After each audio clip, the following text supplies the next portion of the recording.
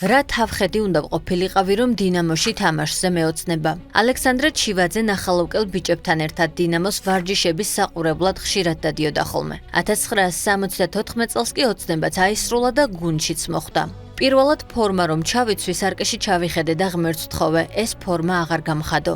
დინამოს კაპიტანი თავიდან ნახევარ დაცვაში თამაშობდა, შემდეგ კი ცენტრალური მცველის პოზიციაზე გადაიყვანეს. ახალ ამპლუაში ჩივაძემ შესანიშნავი თამაში აჩვენა და გახდა ლიდერი ჯამში 324 მატჩი და 44 გატანილი გოლი.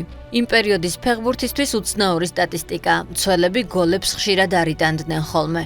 მოიგო თასების მფლობელთა თასი, საბჭოთა კავშირის ჩემპიონატი, ერთხელ გახდა საკავშირო ჩემპიონატის ვერცხლის და სამჯერ ბრინჯაოს პრიზიორი.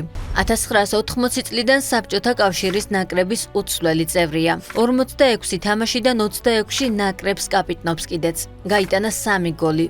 პოპულარული ფრანგული გამოცემის France Football-ის ტრადიციულ გამოკითხვაში 1991 წლის ოქროს ბურთის ლაურეატებს შორის 2 ქართველი ფეხბურთელი მოხვდა. რამა შენგელია მე-7 ადგილზე გავიდა, ჩივაძე კი მერვეზე. ორჯერ ედგა სათავეში საქართველოს ნაკრებს, ასევე ხელმძღვანელობდა 21 წლამდე გუნდსაც. იცნობდა შენს ლეგენდას.